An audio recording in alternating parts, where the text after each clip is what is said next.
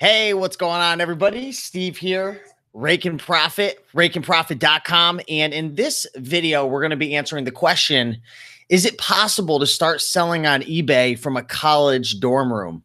Every single day, as part of my routine, I like to go through the comments on YouTube and answer as many as I can. And also sometimes, I just like to make a video based on a question I received. So I had received a question from somebody who they are, they're in college, they're living in a dorm room, and they're asking, Steve, is it possible to start selling on eBay from a college dorm room? I guess they've been watching a bunch of my videos and other people's videos, and they're getting excited, but they've got this limiting belief that's along the lines of, I'm in college, I don't have a lot of space, I'm in a dorm room, I'm sharing a room with somebody, like, I just don't think I could do it. So I want to answer the question for you because I actually know of a couple people who are doing this. And I'm going to share my screen with you because I created a little Google Doc that's going to be able to help you out. So let me do a little screen share. So bear with me for one moment and we will get right into this video. So if you guys are watching live right now, say hello. If you're watching this after the fact, let me know where you are from.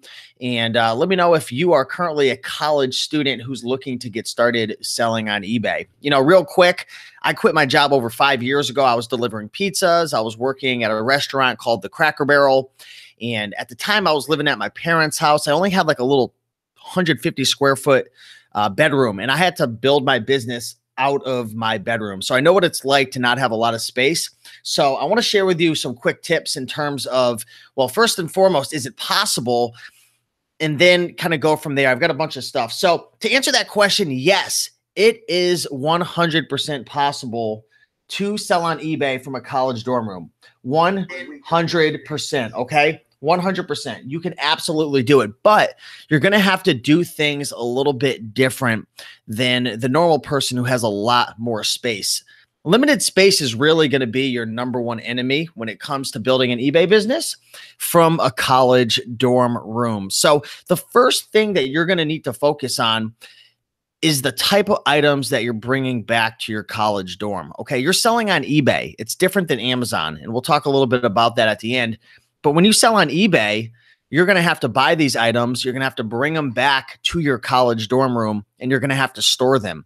So the first thing you're going to want to focus on is making sure that you're buying items that you can easily store and that are small. Because if you start buying big electronic items like blenders and baseball bats and golf bags and huge jackets and parkas and different things along those lines, you're going to run out of space really quick and you're going to piss off your roommate. So the top items I would sell are smaller items like ties, hats, belts, and little clothing accessories. I would focus on smaller clothing items, whether they're men's items, women's items, kids' items, but I would stay away from big jackets and maybe even jeans. I know jeans don't take up a ton of space if you fold them up, but I would really focus on like t-shirts, dress shirts, short sleeve button front shirts, polo shirts, things along those lines. Small electronics are also great items that you can pick up. Little remotes and adapters and cables, little tiny things that you can easily throw in a poly bag and store. Books are another great item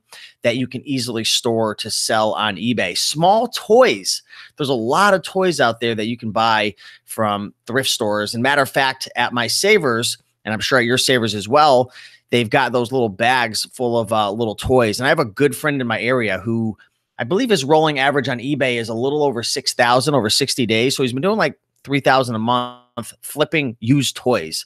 Going to definitely try to get him on a channel sometime, but small toys are great. Small collectibles, little tiny patches and coins. That could be jewelry, anything vintage, anything tiny like that. A lot of those things hold some good value. And another great option is going to be video games. Games are great, whether that's Sega Genesis games, N64, PS2, 3, 4, Xbox, Game Boy. I would really stay away from like flipping the systems unless you just have a good amount of space, or somebody actually mentioned in the comments, you could use your car trunk if you have a car. You just got to be careful. Certain electronics and items, when it gets really hot out in your trunk, can actually destroy some of these items. It could melt the items. They could start to have weird smells. So you just want to be careful with that. But yeah, I mean, storing stuff in your car could definitely be an option as well.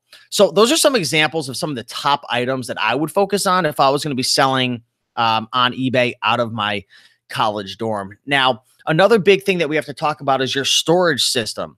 You're going to want to create a system to store these items, because the last thing you want to do is turn your college dorm room into a JCPenney outlet, having tons of inventory laying all around, and people are tripping on it, and then you go to ship your item and you can't find it.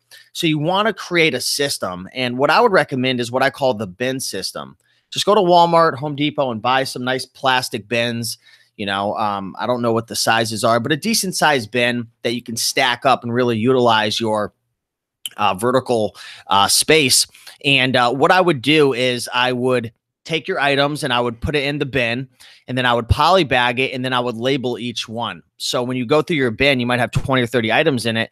You'll see one that says maybe A1, A2, A3, A4, which are going to be labeled on each item. And inside your eBay listing, you can label it as well. So maybe you sell a Ralph Lauren polo shirt, you label it A1, fold it up in a poly bag, put it in your bin, label the outside of the poly bag A1. And when you sell it, you go to your A bin. You might have 4 bins, A, B, C, and D, and you go to bin A, look for A1, and then you easily ship it out. So I would utilize the bin system. There's different systems you can use out there with shelving. You can use if you're a big clothing seller, you can use the big industrial clothing racks or even the plastic ones from Walmart, but that's going to take up a lot of space. So, I would definitely utilize the bin system. ATL World says, laugh out loud, put items in the bathroom. Hey, if whatever you got to do to utilize the space, for sure. Hey, what's going on, Michael? Good to see you. So now that we talked about, is it possible to sell from a college dorm room? Absolutely, yes. We talked about the top items that we would sell, which are smaller items, and I'm sure I missed a whole bunch of them, but the key is focus on smaller items. Don't start buying big, huge, freaking mechanical items that are going to just take up a lot of space. Focus on smaller items. We talked about the bin system, which is what I would recommend to store your items easily, to find them. And now in terms of equipment, a couple tips I wanted to give you. Instead of buying a big, desktop, and then you have, your monitor and everything, that's going to take up space, I would just get a nice laptop. If you're on a budget, probably going to want to go with something Windows. If you already have a MacBook Pro or something Apple, you're going to be in really good hands there. In terms of your printer, I typically recommend a Brother laser printer, but since you're so limited on space, I would actually go with a Dymo printer. These are a lot smaller. I believe there's a Dymo 4XL, which can print multiple types of labels. So if you're selling on Amazon as well, you're going to need the capability to be able to print smaller labels as well for the FN SKUs to put over the barcodes.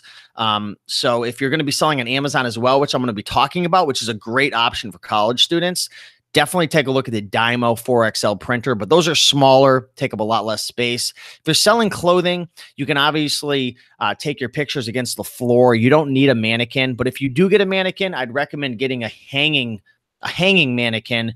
And what I would do is I would go over to Lowe's and buy one of those little Velcro things, and you put the sticky part of the Velcro on your door, and then you can essentially have like a little hanger that sticks to your door, and you can hang your mannequin against the back of your door, and then store the mannequin in the closet when you have company over, right? You don't want that mannequin laying around when you're bringing a girl or a guy back to your room, okay? It's kind of creepy. But anyways, definitely get yourself a hanging mannequin with the Velcro attachment.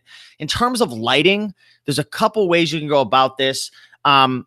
If you have natural lighting, I would shoot away from the lighting, and you might be able to get away with it. But if you need lights, there's a couple things you can go with. You can go with a lighting kit, and a lot of these lighting kits, you can pull them out. They do take up a lot of space, but a lot of them come with bags that you can store away after and put it in your closet.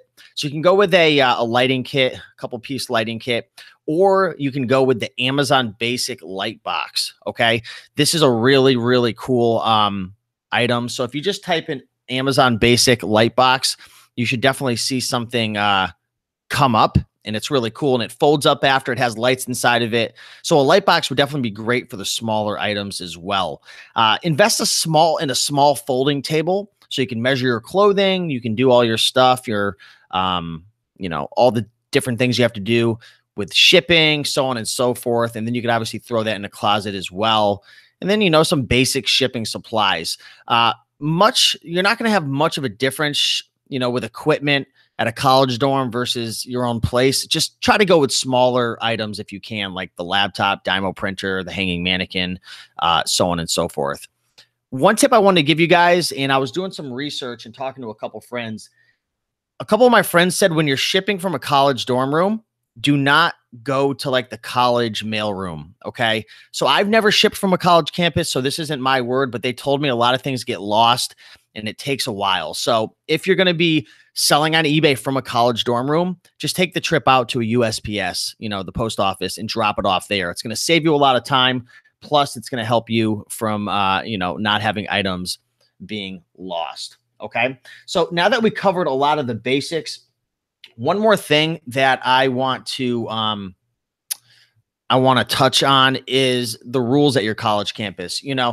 I'm not a lawyer. I don't know the laws and the rules at your college dorm, but I would probably kind of keep it hush hush if you're going to be starting a eBay business in a college dorm room. There's probably some type of rule, I'm going to assume, against running a business out of your college dorm.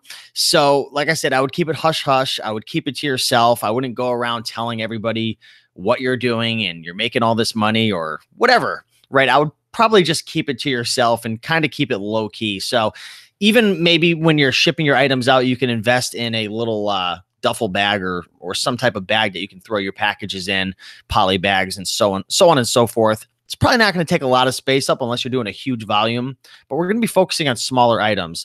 So I'd kind of keep it on the low, do your own research, check with the rules. But one more option I want to share with you guys, if you're considering getting started reselling from a dorm room and maybe you're new and you don't know about the other opportunities that are out there, I would definitely look into Amazon FBA. Okay. Amazon FBA stands for Amazon Fulfillment by Amazon, which essentially means when you find items to sell on Amazon, instead of you having to store it at in your own college dorm room and then pick it, pack it, ship it, deal with customer service, all the stuff that goes and is involved in the process. When you sell on Amazon FBA, all you have to do is ship it to Amazon one time. So maybe you have 30 items that you're going to sell. You put them all in a box, and I'm just simplifying this for you right now. I definitely want you guys to do more research, but you put it all in a box or two, you ship it out to Amazon, and they actually store it at their warehouses. And when it sells, they're going to pick it, they're going to ship it, deal with customer service, and in turn, you're going to just collect a check. So there's obviously more to that, but I'm just kind of oversimplifying it for you. It might be a great option for you to look into Amazon FBA over eBay when in a college dorm room, because you're not going to have to do photography, right? When you're selling on Amazon, for the most part, you're piggybacking on other people's listings. On eBay, you have to make your own listing, shoot your own pictures. Now, when you sell on Amazon, you're going to be limited to certain items. Like you're not going to be able to sell used clothing. And certain like vintage items and stuff, there won't be listings for. So you're limited a bit on Amazon in comparison to eBay. But for the person who's selling books and different toys and video games and media items, Amazon might be a great option for you, considering that you're going to be lacking space. So that's pretty much it. Hopefully this video was able to add value to you. Again, I had received a email from a buddy and, asking about this. It was actually a comment on YouTube, and I just wanted to answer this for you, for the folks out there who feel like, I'm in college, this sucks, I wish I had my own place. You can definitely do it. You're just going to have to consider some of these things. I'm going to jump into the comments now and answer a couple questions. If you guys are enjoying this video, do me a big favor and hit that like button.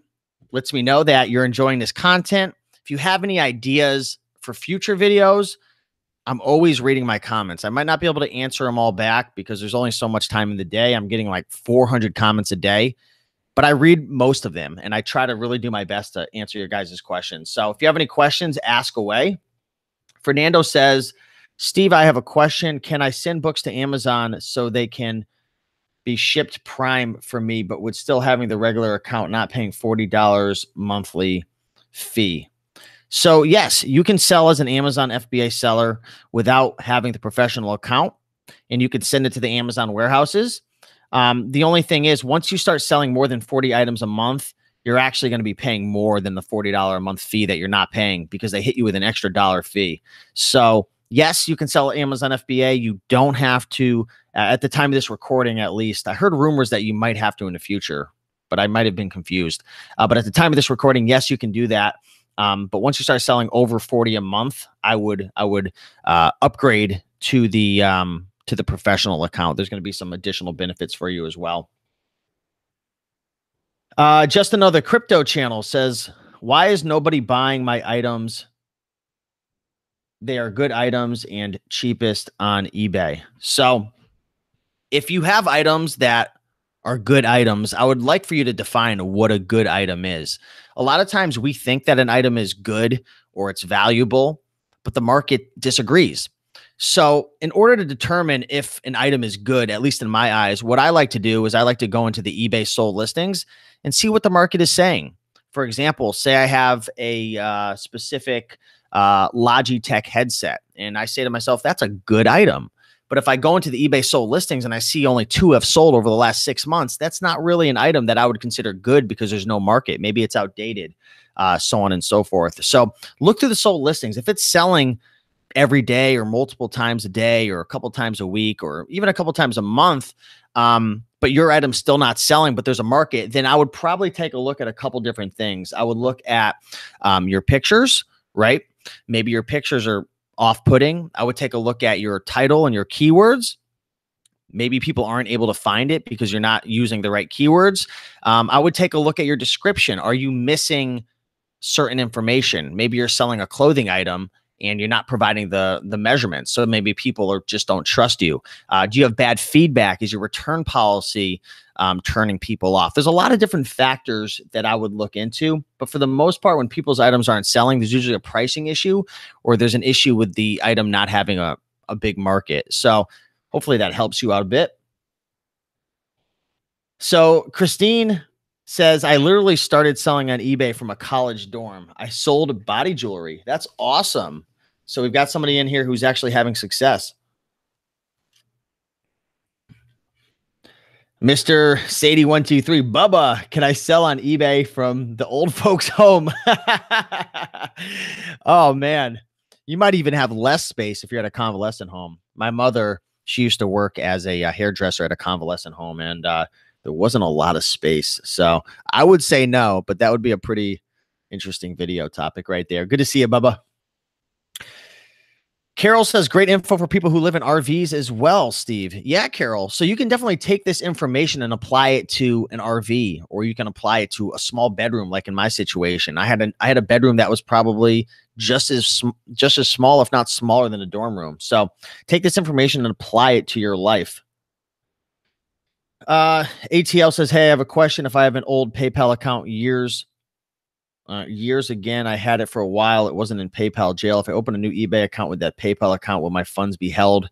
To be honest, I really don't know. I've never dealt with that before. I would try it, see what happens. If you have any issues, just contact PayPal. A lot of times these issues that people are having with eBay and PayPal, you can just hit up customer service, and a lot of times they'll help you out.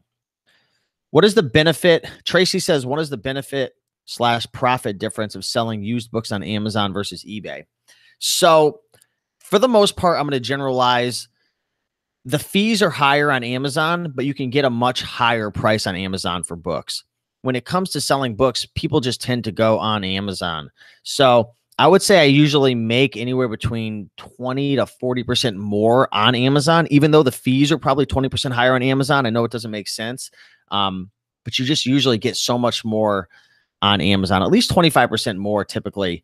The benefit to selling books on Amazon FBA, I'm not talking as a merchant, because a merchant is kind of the same as eBay in terms of like scalability. But the benefit to selling on Amazon FBA over eBay is utilizing the fulfillment by Amazon warehouses. So, you know, if I find 30 or 40 books, I can easily ship them out to the warehouse, and then they do the rest of the work for me. They pick it, pack it, ship it, deliver it. They deal with customer service. So that's probably the biggest benefit. It's also a lot quicker to list an item on Amazon, for me at least. If you're using like Inventory Lab or something, I just scan it in with a barcode. I don't even have to take a picture. The listing's already there. So on Amazon, you're piggybacking on somebody's listing versus creating a brand new listing like you do on eBay. But with that being said, there still are a lot of opportunities to sell books on eBay versus Amazon. And if you watch my video from yesterday, I actually spent about, I think, 30, 45 minutes going through various examples of items that sold for more and made more profit on eBay versus Amazon because of various limitations, such as restrictions or listings not being available. So definitely look at both platforms, but I like Amazon for books because it seems to have more customers there looking for books, and the scalability factor of utilizing the warehouses. Tali Edwards says, I'm getting looks but no sales.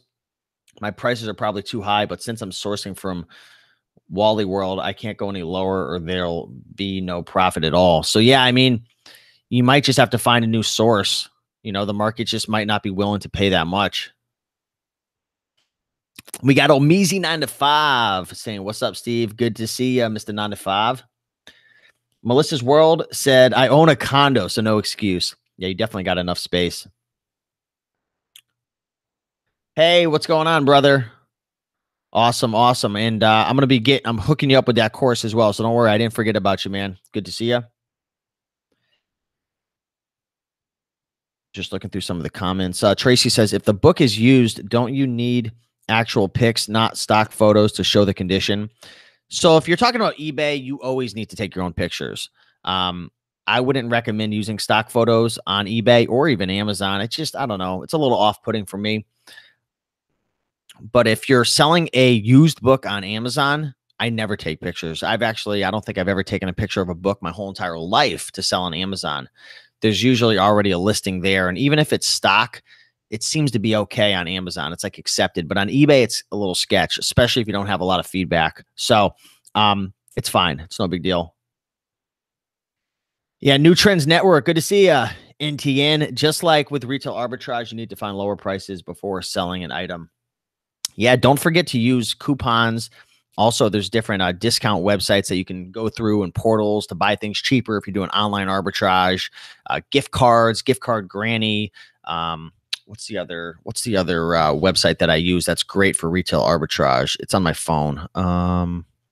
Raise, RAISE.com. Especially if you're shopping, if you're like buying designer clothes from Express or for yourself or anywhere in general, Raise.com is an awesome app. Download it. You can literally get gift cards 5 to 25% off instantly delivered right to your phone. So that's a great tip right there. Fernando says, can you explain the conditions of books like in Amazon? They have you choose used, good, acceptable, and collectible. So they actually have acceptable, good, very good, like new, and new. So let me put it this way without going into too much detail, because it would probably take a while to explain each one.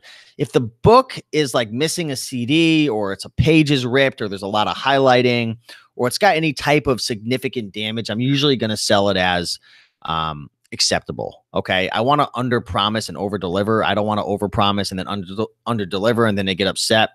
The book is in good condition. You know, you can go with good or very good. That's going to really be up to you. I usually don't use like new pretty much ever because I'm always trying to under promise and over deliver.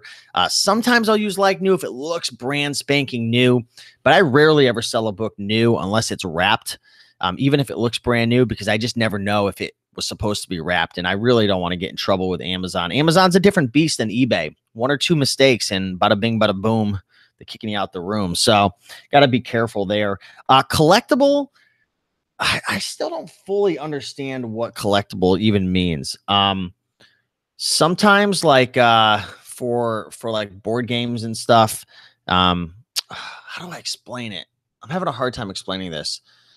I'm gonna have to get back to you on that. I don't want to give you out the wrong information, but I rarely list an item collectible. Maybe somebody can explain it better than I can. I just don't want to give misinformation on this. I don't know how to explain it. So maybe somebody could help me out.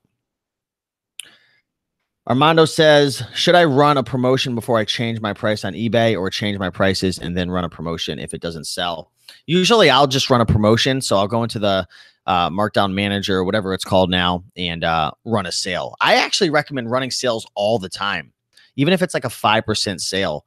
I really do believe that the eBay algorithm favors sellers who have a sale currently running. I mean, go to any department store, any retail store, there's like always sales going on. It's always BS. They just raise the price and then run a sale. So I always like to have sales running into my eBay store. And I know a lot of other eBay sellers who do the same thing. So really, I think either or would work. You can lower the price and then run a sale, or you can keep the price the same and run a bigger sale. I used to, Richard, I used to merchant fulfill books, but I'm just so busy now with like running the YouTube channel and Shopify store and different websites and all the different things that I do. I've shared all my income streams in various videos.